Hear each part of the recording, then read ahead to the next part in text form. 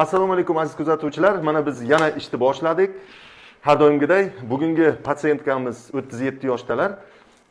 Nechta farzandingiz bor? 3 ta farzandi bor ekan.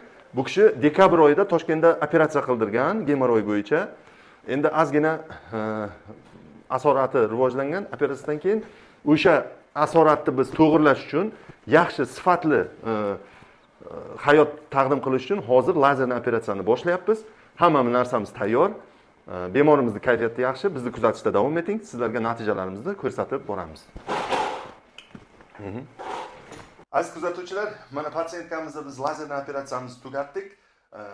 Gemoroylarni, fibroz to'qimani, papillomani lazer bilan biz bartaraf etdik. Hozir mana bemorimizga yuzlanamiz. Operatsiya qanday o'tganligini so'raymiz. Qanday o'tdi operatsiya? Operatsiya og'riqsiz, umuman bilingani yo'q. Operatsiyadan keyin ham og'riq bo'lgani yo'q. Sizga yoqdimi? Yo'qdan. Oldingisi Boshqa bemorlarimizga tavsiya etaman, albatta tavsiya etaman. Mana operatsiyadan keyin qarang, narkozsiz, lekin og'riqsiz bemalol turib uyga ketdingiz, masalan, ketishingiz mumkin, to'g'rimi? 1 soatda uyga ketdim.